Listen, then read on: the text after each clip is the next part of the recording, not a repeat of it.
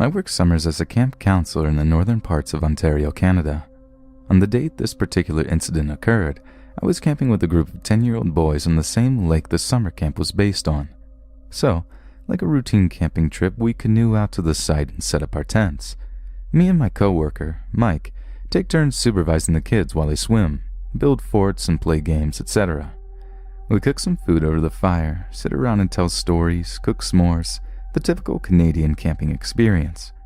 Around 9:30ish, I tell the kids it's time for bed and they head into their tents, which were positioned a small walk away from the shoreline, but still in line of sight from where they had the fire pit.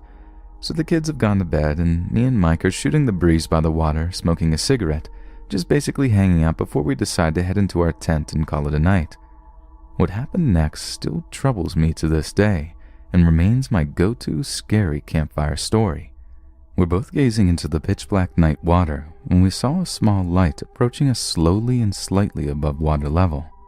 We speculated what it could possibly be for a few minutes before it came close enough for us to see that it was mounted on the front of a kayak and that someone was approaching our campsite. Now, it's important to note that as a camp counselor, part of our training goes over how to deal with stranger encounters in an environment where we are responsible for a group of children on public property. I was prepared to give the mystery paddler the typical speech about how we are camping with a group from a recognized organization, and we would respectfully ask that they find another campsite. However, this person's appearance shook me to the bone as the light drew nearer. Paddling this kayak was a woman who looked to be in her 60s. She had incredibly long wisps of gray hair that was trailing in the water. Her skin looked like old leather, and her dead-looking eyes were tough to spot under all her wrinkles. She looked directly at me, and when she spoke, I realized she was missing most of her teeth. "Are all your children safe in bed?" she asked me, pointing in the direction of the tents. Not really knowing how to respond and quite frankly crapping myself, I responded by telling her that we were fine and she had to leave. "That's good. Just as expected for this time," she said with a smile, then turned her kayak and paddled off into the night. At this point in time, myself and Mike were legitimately very creeped out, not only because of the appearance of this mystery woman who resembled a freaking corpse, but also her inquiry on the whereabouts and safety of the children we had brought on this trip. Not knowing what else to do, we grabbed our hunting knives and sat by the fire after checking on the kids. Half an hour later is where things started to get really creepy. Across the lake, a female counselor was leading another trip for kids the same age group. She sent me a text which read something along the lines of, "Hey Sean, stop screwing with us, this isn't funny, my kids are really creeped out." I instantly called her and let her know I had just seen someone near my campsite that seemed eerie and that I was not trying to play a joke. Apparently one of their kids had opened their tent door to take a pee and seen a woman with long hair standing with her arms open towards them near the shoreline.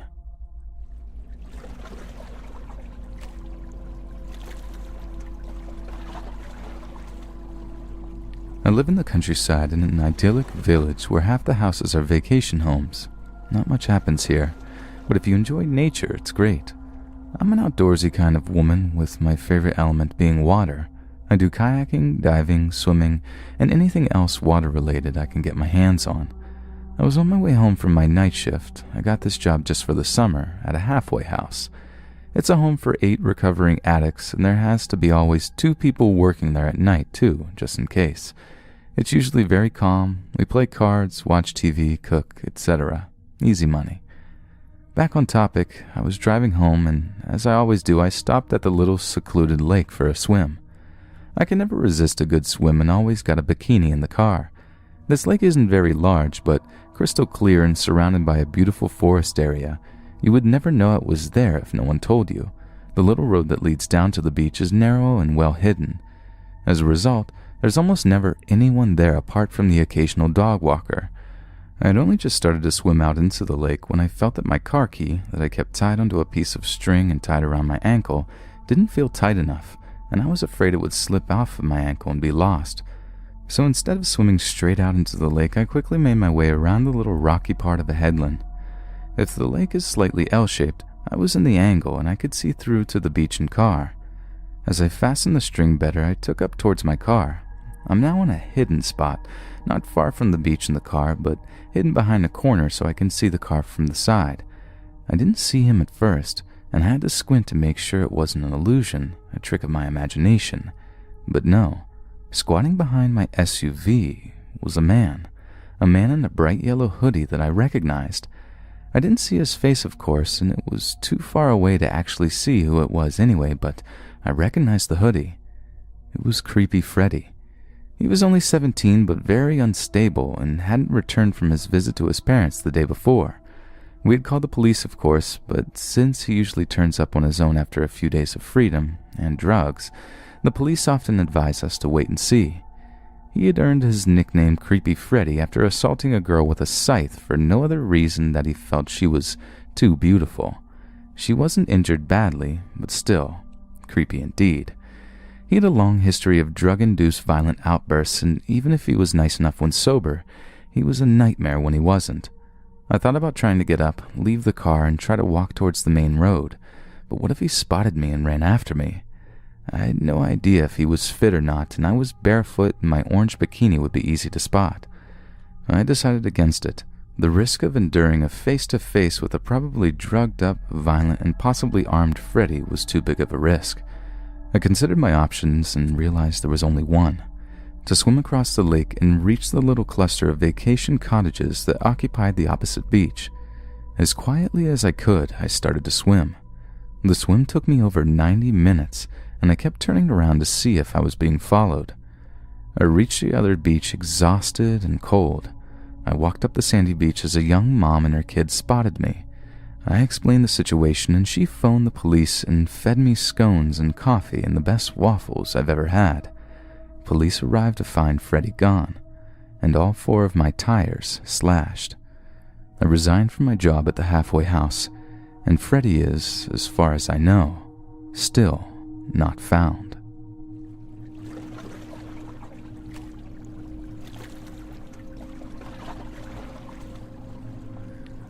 When I was about 7 years old, my father bought a few hundred acres in southern Mississippi about 1.5 hours west of Mobile, Alabama. He built a small cabin on top of a hill that was in the middle of a large field surrounded by woods. This house was about 5 miles from a paved road. To get to our land, it took nearly 10 minutes of driving down dirt roads from the main highway, which was south of the house. About a quarter mile north from the house, he built a small lake, more like a pond. It was about as long as a football field but wider. To get to the lake from the house, you could take Route A, which was a hard-packed dirt road that was lined with dogwood trees. It was beautiful in the spring. Route B was about 100 yards east of Dogwood Lane, and we named it Vampire Trail because it was always so gloomy. The trees blocked out the sun on the brightest days, and it had a slight decline as you walked towards the lake. I say walked because this trail was not for vehicles. Thick woods filled the area outside and in between both trails. One morning during the fall, my parents and my little sister had gone to get ice cream and do some shopping. This trip would take them at least an hour or two. I was 10 years old, so I decided to go fishing while listening to Bama play Ole Miss. The game was the usual Bama win, so I thought I would ease the boredom of a blowout by fishing in the well-stocked lake. So I carried my pole, small radio, and my small ice chest. I had an Airedale Terrier named Bully that never left my side, and it was on this day I realized how awesome he really was. Onto the lake we went. Picture a large oval, roughly the size of a football field but larger, with an L-shaped pier in the southeast corner. Vampire Lane opened up to a more severe decline to the shore and then the small pier. Across the lake on the west side there was a narrow tree line that separated the shore from Dogwood Lane. The north side of the lake was the dam, and the south ended in thick and swampy woods. Fortunately for me, I realized this later. About 5 minutes after I threw out my line and 2 Bama touchdowns later, I got that feeling. It's a feeling I've come to recognize well, and it may have saved my life this day. The feeling of being watched by something dangerous. Bully must have felt it too, because a few seconds later I could hear him growling low and staring across the lake to the west, to the tree line that separated Dogwood Lane from the lake. I turned my head in that direction, and almost immediately my eyes lit on what I thought to be half a silhouette of a large man behind a tree. It was too far to make out details, but close enough to be sure of what I was seeing. Almost 5 minutes went by, and right before I scolded myself for an overactive imagination, the half-silhouette moved behind a tree slowly. Bully stood and growled louder, and I told him quietly to stop, and I turned my head north towards the dam while keeping my eyes and attention rooted to that tree. Over the next 10 minutes, which felt like hours, I watched while this figure moved slowly from tree to tree, always north and always facing me. The saying "scared stiff" was something I found to be true. For some reason I thought it important that whoever or whatever it was did not know I was aware. I finally realized that the figure's path was bringing it closer to the dam, which would make its path to me shorter and easier. My paralysis broke, and I casually put down the fishing pole and started walking towards Vampire Lane. As an adult, I was in the Army for 11 years as an NP, but not turning to look over my shoulder during that walk was the hardest thing I have ever done. In my mind's eye, whatever it was screaming across the dam towards me. When I hit the tree line, I broke into a run.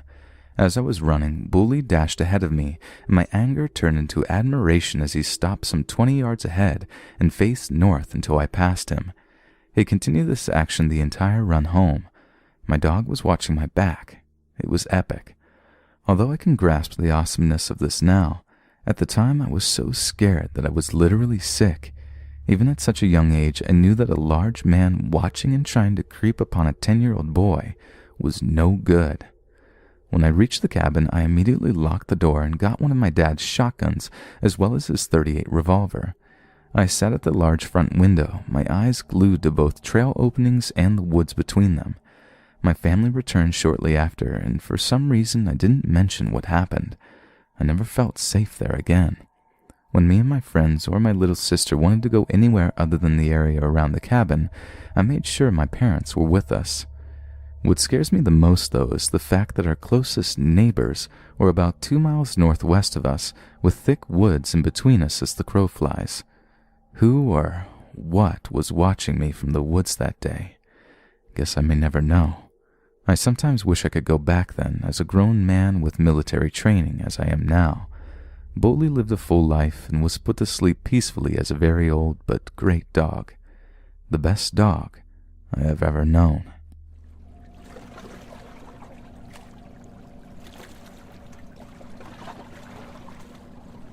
So I had just started dating my current girlfriend around a year and a half ago and decided to take her to a small beach on a lake in a neighboring town. We went to talk and look at the stars. We left my house and drove to the lake, parked my car and walked maybe a quarter mile to the beach. We talked, laughed, and kissed for about an hour when I started to feel uneasy. This was strange, as I don't usually feel this way. I looked towards the tree line on the beach and saw what looked like a man standing near a tree staring towards us. I didn't say anything as not to scare my girlfriend. I kept watching him out of the corner of my eye and noticed he was inching closer. He was still 100 yards or more away when I saw moonlight reflect off of something in his hand. It took me a second to realize it was a deer knife. I very calmly turned to my girlfriend and said, "We need to leave now." We walked to my car and I glanced over my shoulder at the man 3 or 4 times. He never came towards the road where we were parked. When we finally got to the car, she asked what was that all about. I told her there was a man with a knife watching us and began to drive. About 2 minutes into the drive, I called the police to give them a heads up. I can't imagine what would have happened if I didn't notice him and get out of the area.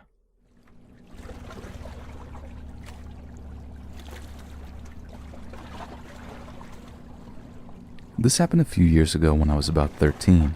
My best friend and I were at a lake in the middle of Georgia, trying to fight the almost 125-degree Fahrenheit weather, when we decided to swim to our secret spot. It was really just a sort of cave made out of fallen tree roots. We did the routine snake check and swam in, climbing onto a rock inside. We started talking and gossiping, and all was normal. Until about 45 minutes later, we heard a truck pull up and the sound of someone getting out. We guessed it was some people fishing, since the lake was full of bass and other big fish. We started whispering, hoping the person wouldn't find our hiding spot, when we heard the splash of someone getting into the water. We brushed it off again, until we saw a man about 50 to 60 years old, swim into our spot. We both looked at each other, but didn't move, frozen with fear. He came closer and started treading water about 3 feet away from the edge of the rock. He asked us our names, and we both replied with fake ones because we went entirely stupid. He told us that they were pretty names, and then, in the creepiest voice I've ever heard, he looked us both up and down and whispers, "You're both very beautiful young ladies. Someone like me could easily take advantage of you," and climbed up onto the rock. We then see that he's completely naked, and we screamed. He lunges at us and we both dive away into the water. He manages to grab hold of my friend's bikini top and rips it off as she dives in. We were both fairly fast swimmers, and we hightailed it back to my friend's mom and explained what happened. While we were explaining, the man swam up and walked towards us until he saw my friend's mom, and he quickly ran into the bushes. His truck drove by a few minutes later, but we couldn't get the tag numbers. We've called the cops, but from what I've heard, he wasn't caught, and I haven't heard anything about it since. I've moved across the country, but this experience will likely never leave my mind.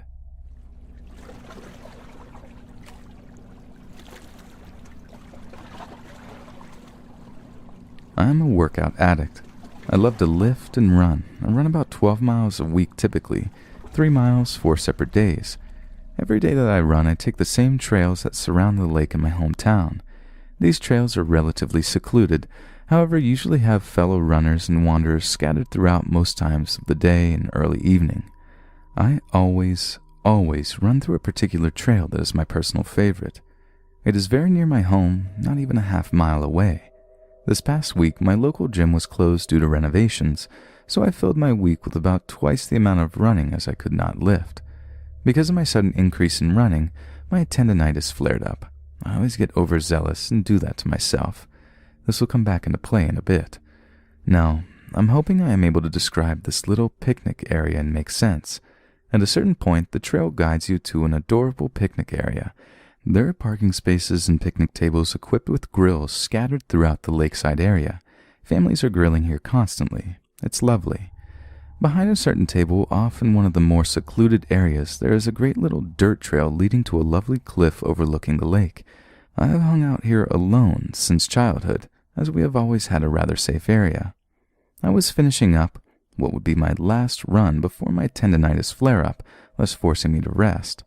It was dusk, and I was just about to cross the adorable park and onward through the trail toward home. When I hit the park, I stopped, thinking I might head towards my beloved hidden trail to take a brief rest on my favorite cliff. I'm not one to be paranoid, and I'm quite adventurous, but after many hours listening to these types of stories, I decided, maybe not, and picked up my speed. I noticed a van parked, but there usually were people there. Didn't think much of it, maybe a fisherman, and moved along, so thankful for that. The next day, I had such brutal pain from overdoing my workouts that I could hardly walk, let alone run. I took some time off.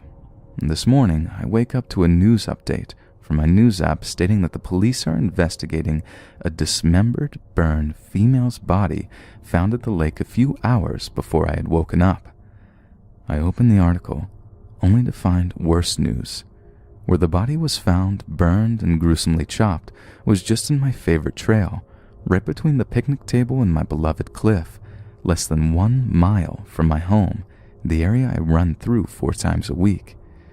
The same area where I almost explored just a night or so ago, as I'd done since I was in elementary school.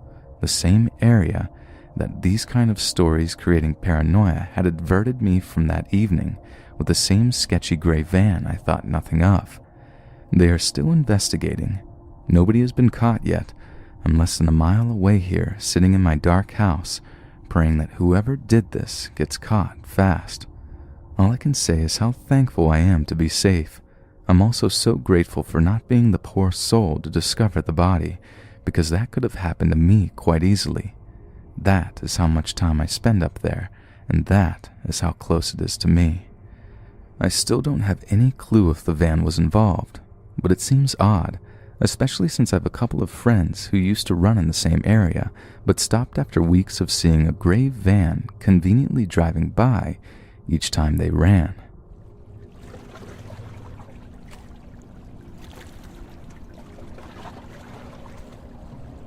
So my family owns a cabin on a small lake in New Hampshire. We go there every summer. It's basically our home away from home. There are other lakes in the house, quite a few near us, but beyond that it's a pretty rural area. Miles of woods stretch beyond the lake houses, so there's really no reason to be in the area unless you were hunting, own a lake house, or were visiting the lake for whatever reason. So one night, maybe 6 years ago, it was late, probably around midnight. My ex and I were lying in bed just chatting about whatever. All of a sudden we heard footsteps outside the open window. The window lays only about halfway up on the wall to the side of the bed, and is situated so that it opens right at the bottom of the bed where our feet are. The ground around my house is covered in a layer of pine needles that drop from above, so it's pretty hard to walk quietly. But the footsteps sounded like whatever was making them was trying their best not to be heard. They sounded relatively close, but we rationalized to ourselves that they were probably made from some sort of animal. A couple of minutes go by and we hear them again, except this time they seemed closer. They seemed to be right outside the window, still trying to move quietly.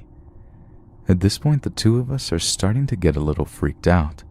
To our mutual horror, we look down and see a hand slowly coming through the window. Obviously, we scream and wake up the house, and my parents come running out of their adjacent room. We tell them what happened, and my father rationalizes it as the event being a figment of our imaginations. To this day, I don't know if he was right. The weird thing is that both my ex and I saw the same thing, so how could it be our imaginations? I still feel uneasy staying in that room, and I always make sure to shut the window before I go to bed.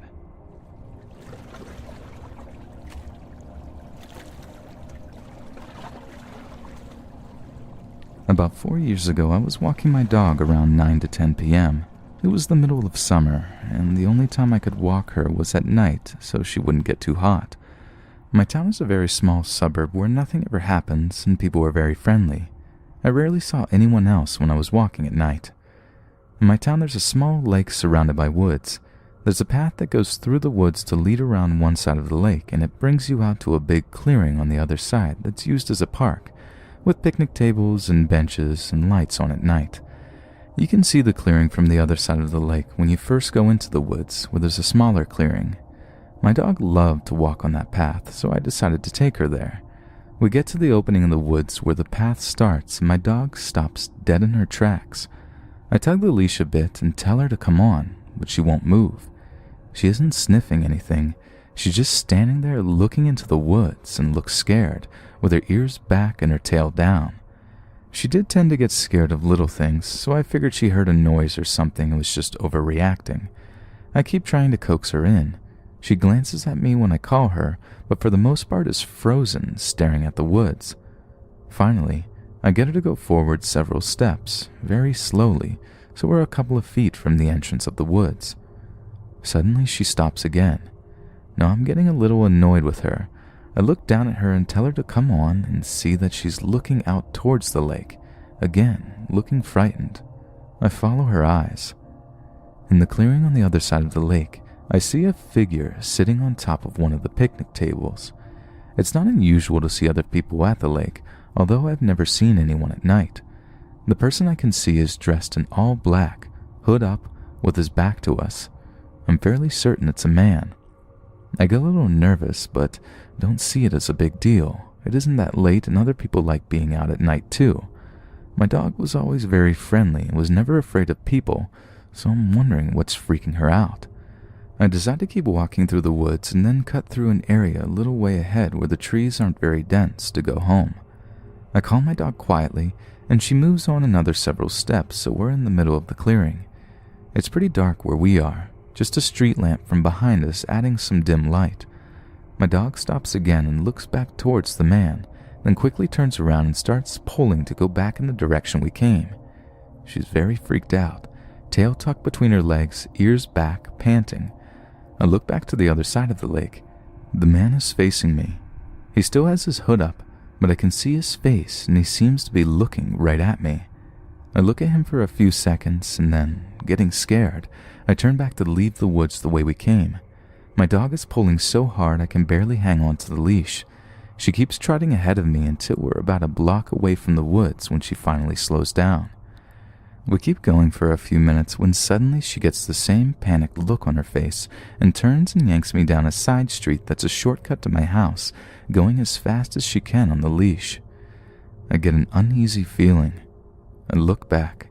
There's the man, dressed in all black, hood up, on the street we came from, watching us. He's just standing there with his hands in his pockets, almost casually on the street corner. He's smiling slightly. I turn around and don't look back and start jogging towards my house with my dog. I let her leash go when we get to the driveway and she takes off running to the backyard. I still walked my dog at night after that, but never took her back to the lake except during the day. I had nightmares about that man for a while.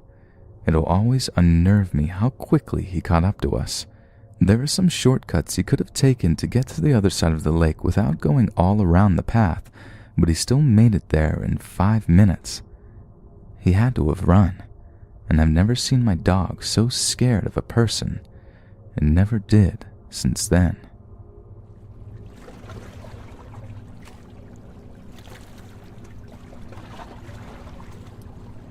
This happened to myself and a close friend, both 23-year-old males, just last month. We decided to go on a 2-night backpacking camping trip in the Adirondack Mountains of New York.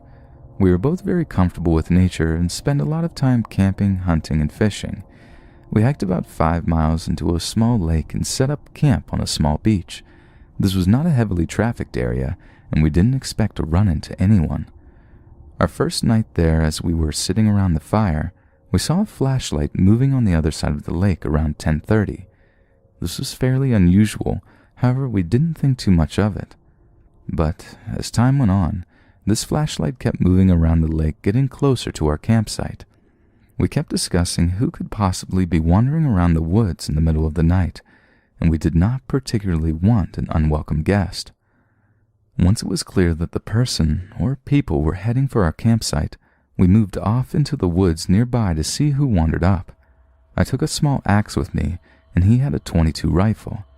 Now, we weren't expecting trouble, and we certainly didn't want to make any, but we figured we might as well cover our bases. Now, the moment of truth, the flashlights come near the light of our fire, and it's one man. He has a beard and is probably in his mid-40s. The scary part was he was carrying what turned out to be a pump-action shotgun.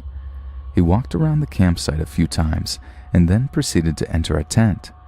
After rummaging around for a minute or so, he came out and started yelling, "I know you're out there.